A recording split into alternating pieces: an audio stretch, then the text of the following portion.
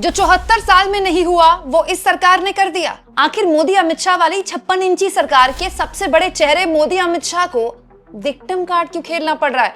3 बजे का टाइम देकर अमित शाह संसद क्यों नहीं आए?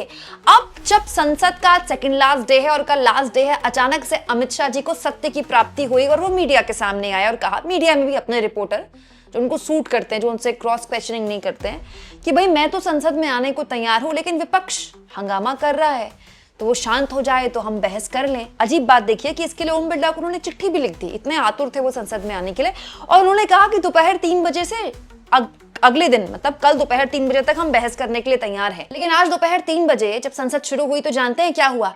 5 मिनट में बिल पास हो गया। सोचिए, जो सरकार 5 मिनट में, मात्र 5-5 मिनट में बिल पास कर दे रही है, उस सरकार के सबसे ताकतवर मंत्रियों में से एक इस बात की मजबूरी की दुहाई दे रहे हैं कि मैं तो आ ही नहीं पा रहा, मैं तो बोल ही नहीं पा रहा क्योंकि विपक्ष हंगामा कर रहा है।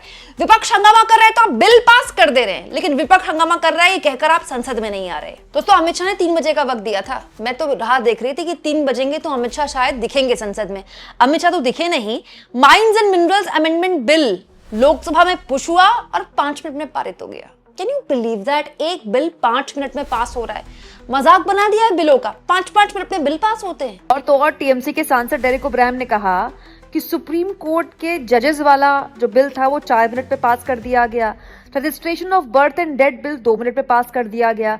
Bankers book evidence bill 3 minute में पास कर दिया गया। इसके अलावा taxation and other law bill 3 minute में। एप्रोप्रिएशन नंबर 3 3 मिनट में। Prevention of insult to labour honour 3 minute में। एमएसएमई डेवलपमेंट 3 मिनट में। ट्रिब्यूनल रिफॉर्म 4 मिनट में। Kerala alteration of name 2 minutes. Cooperative development corporation 4 minute. मतलब आप सोचिए 4 मिनट, 2 मिनट, 3 मिनट, 10 मिनट में लोकसभा में बिल पास करवाए जा रहे हैं। और उसके बाद रिजिजू खड़े हुए और उसके बाद ज्ञान देने लगे कि आप लोग शांति से बैठ जाइए। अमित शाह सदन में आकर बयान देने के लिए तैयार हैं, बहस के लिए तैयार हैं।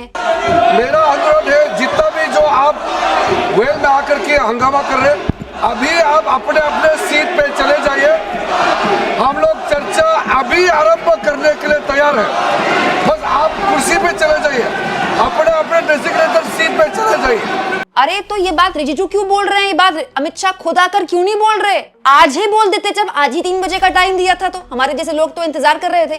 5 मिनट पहले 5 मिनट में बिल पेश कर सकते हैं, पास भी कर सकते हैं बिना बहस के, लेकिन 5 मिनट बाद बयान देने के लिए एक डेकोरम चाहिए प्रॉपर। मतलब हाउस ऑर्डर में नहीं है फिर भी बिल पास हो जाते हैं, लेकिन हाउस में हंगामा हो रहा है ये बोलकर सदन में नहीं आते हैं। कौन? सबसे बड़े मतलब लौह पुरुष टाइप के मंत्री। दोस्तों, ये बात जयराम रमेश ने बोली है कि ऐसा 74 साल में पहली बार हुआ है। जयराम रमेश ने बोला है कि पहली बार 1952 के बाद ऐसा हुआ है कि प्रधानमंत्री और गृह मंत्री दोनों पूरे के पूरे सत्र में लोकसभा राज्यसभा में आए ही नहीं। प्रधानमंत्री फिर भी शक्ल दिखाने के लिए एक बार तो आते थे, हम भी मौका मिल जाता था फोटो खींचने का, लेकिन मोदी जी तो खैर नहीं आए। मोदी तो खैर इंस्टाग्राम में हेलो फ्रेंड्स वाली वीडियो बनाते हैं। गृह मंत्री भी नहीं आए, पता नहीं कल आ जाए तो अलग बात है। लेकिन ये अपने आप में कितनी अजीब बात है कि 1952 के बाद ऐसा कभी नहीं हुआ जो इस सरकार ने कर दिया। सोचिए, जो खुद 70 साल की दुहाई देते थे, 74 साल में ऐसा पहली बार इस सरकार ने कर दिया। वहीं लोकसभा में कांग्रेस के उपनेता गौरव गोगोई ने कहा कि जब एंटी पेपर लीक पर 2 दिन के लिए बहस हुई लोकसभा के अंदर, अमित शाह क्यों नहीं आए, और अब जब लोकसभा की कार्रवाई खत्म होने वाली है तो अमित शाह डिस्कशन करवाना चाहते हैं। राहुल गांधी ने बिल्कुल ठीक कहा, हमें लेक्चर नहीं सुनना, ये सुनना है कि पैलेट गन चलाने के आदेश किसने दिए, बिहार में AK-47 कैसे निकाल ली गई। हालत ये हो गई कि केरलम, दोस्तों केरला का जो नाम बदला गया ना, केरलम, वो लोकसभा में कल पेश किया गया था, आज वो बिल राज्यसभा में आया। तो जो कांग्रेस पार्टी की सांसद हैं JB मैथर, उन्होंने बिल के बारे में बात करते हुए होम मिनिस्टर का जिक्र कर दिया कि ठीक है, हमारे केरला का नाम केरलम हो रहा है, हम खुश हैं, लेकिन होम मिनिस्टर कहाँ है? बस होम मिनिस्टर बोला उन्होंने और JP नड्डा खड़े हो गए। उन्होंने कहा कि नहीं, ये बिल्कुल भी अलाउड नहीं है। मतलब JP नड्डा ऐसे नाराज हो गए, उन्होंने बोला she should not be allowed to speak, इनको बोलने का मौका नहीं मिलना चाहिए। Vallabh is a renowned poet of Kerala. I'm sure the minister Honorable member, please speak on the bill. It is about Kerala. It is about Kerala. So he is not talking about the home minister. I explained about Please speak on the Pallatodu, bill. sir. Please speak on the I bill. explained about Pallatodu. Please, if you sensationalize, I'll have to move on. Please speak on the name change from Kerala to So Kerala. as Please. Kerala becomes Kerala, Yes, please. the Malayalis world over welcome that decision. And I join on representing as a humble Malayali. I welcome that bill. At the same time, we ask together, where is the Home Minister? No, this is out of topic. This is out of topic. If you do not want to speak, I'll have to move on. I'm moving on. If you do not want to speak, I'll have to move Who on. ordered the shoot, sir? Yes, please. Who ordered that She should be shoot? disallowed and it should be expunged. Anything that is not on the bill will be taken out of record. Yes. It's very clear. And If you she do should not be want to speak disallowed. on the bill, I will have to move on. And she'll Do you want to speak on the bill? no sir, you should Honorable disallow. member, do you want to speak on the bill? No sir, she's not speaking on the bill. You do not want to speak on the bill. मतलब ये तो कमाल की बात हो गई, home minister बोलना भी गुनाह हो गया संसद में। होम मिनिस्टर बोलना भी किसी भी हाल में सत्ता पक्ष अलाउ नहीं कर रही है, तो होम मिनिस्टर क्या बोलेंगे? आप सोचिए क्या स्थिति संसद की हो गई है। संसद को बिल पास कराने की फैक्ट्री बना दी है सरकार ने। मतलब, और ऐसा नहीं कि इस सत्र में आप देखिए मुसलसल पिछले कई सालों से बहस तो हो ही नहीं रही है, और जैसे ही आज अमित शाह आए बाइट देने के लिए, उसके बाद से तो सारे न्यूज चैनल वाले ऐसे ऐसे नाच रहे हैं, आ गए सर, आ गए सर, आ गए। देखिए सर तो बहस में आने के लिए तैयार है, लेकिन राहुल गांधी पलट गए। इसको लेकर विपक्ष का एक स्टैंड है कि बहस का टाइम निकल गया, पूरा सदन पूरे सत्र में आपका नाम चिल्ला रहा था, अब आपको होश आई है कि हम बोलना चाहते हैं। संजय सिंह ने यही बात बोली। कल अंतिम दिन है सदन का, आज वो अचानक तैयार हो गए। इसका मतलब जानबूझ के आपने गतिरोध रखा, सदन चलने नहीं दिया। पूरी सरकार इस बात में लगी रही कि हम इसको कितना ज्यादा से ज्यादा टालें, और अब वो कह रहे हैं जब एक दिन बचा हुआ है, कल खत्म होने वाला है सदन का सत्र, तो अब आप कह रहे हो कि हम स्टेटमेंट देने के लिए तैयार हैं। भैया, दिल्ली देश की राजधानी है, सर तोड़ दिए गए, पैलेट गन का इस्तेमाल हुआ, यहाँ पे बिना वर्दी के और बिना नेम प्लेट के गुंडे आके उन्होंने लाठियां भांजी। बिहार में AK-47 चली छात्रों पे। आपको अब होश आ रहा है बयान देने के लिए? चलिए आइए बताइए क्या किया आपने, क्यों किया?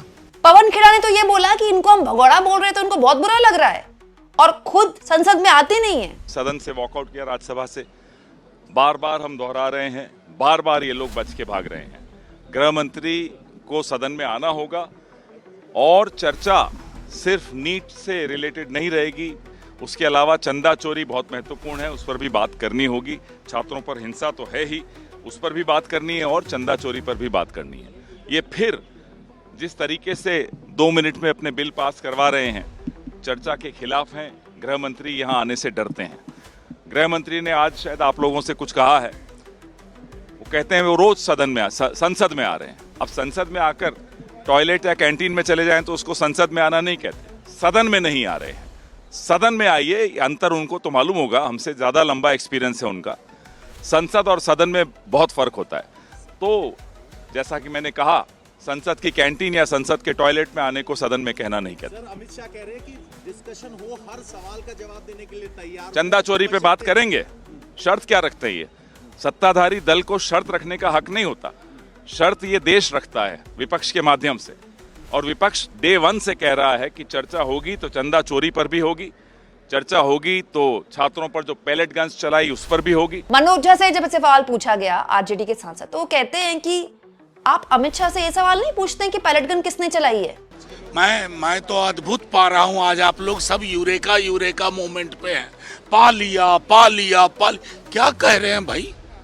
आपको उन बच्चों की पीड़ा नहीं है कि पैलेट गन, आपने में से किसने पूछा कि पैलेट गन का इस्तेमाल करने की इजाजत किसने दी? लाठियों पे कील किसने लगवाई? आप में से किसी ने यह सवाल पूछा? अगर आपने ये सवाल नहीं पूछा तो उनका बोला गया हर कुछ बेमानी है। प्रमोद तिवारी, कांग्रेस पार्टी के राज्यसभा सांसद, उन्होंने कहा कि अमित शाह को शायद पता नहीं है कि लोकसभा की कार्रवाई विपक्ष नहीं चलाता है, लोकसभा के अध्यक्ष और राज्यसभा में उपसभापति चलाते हैं, मतलब जो कि उपराष्ट्रपति होते हैं। तो उनके पास आए और अपनी बात रखें, हम तो रोज नोटिस दे रहे हैं। ये जो सदन है ये नियमावली से चलता है, भारत के संविधान से चलता है, स्पीकर और चेयरमैन के निर्देश पर चलता है।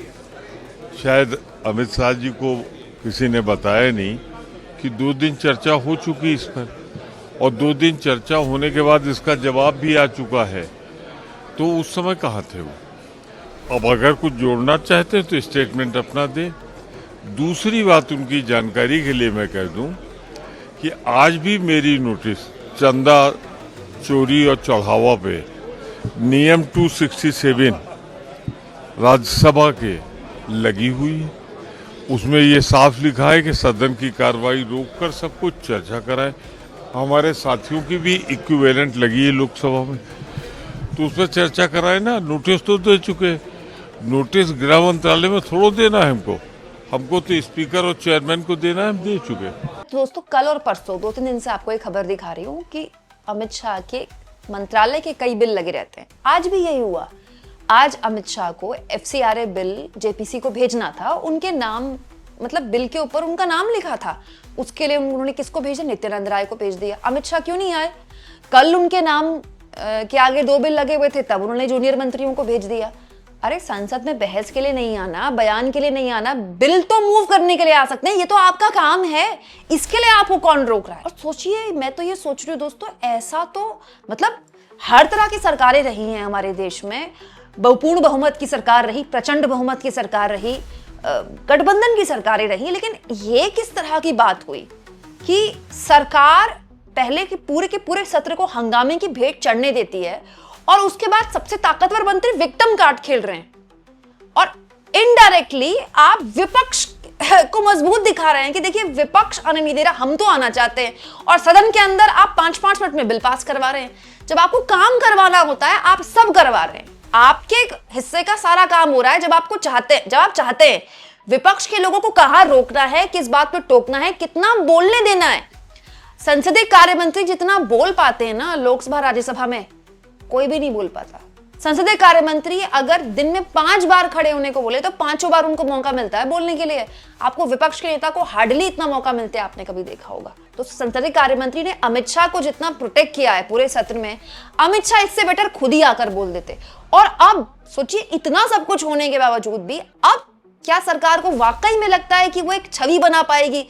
हम तो बहस के लिए तैयार थे, लेकिन ये बोलने नहीं दे रहे। और अगर ऐसा आप स्थापित करने देते हैं तो आप बाय डिफॉल्ट विपक्ष को ताकतवर बनाते हैं। मतलब राहुल गांधी में इतनी कुव्वत हो गई कि वो मतलब न्यू इंडिया के लौह पुरुष को रोक दे रहे हैं सदन में आने में, और लौह पुरुष जी नहीं आ पा रहे हैं सदन में। आप सोचिए, 74 साल में पहली बार एक पूरा सत्र निकल गया, प्रधानमंत्री और गृह मंत्री सदन में अब तक नहीं आए। कल आ गए तो अलग बात है, भगवान करे कल आ जाएं और ऐसा ना हो। इस पर आप क्या सोचते हैं दोस्तों? कमेंट बॉक्स में जरूर लिखें।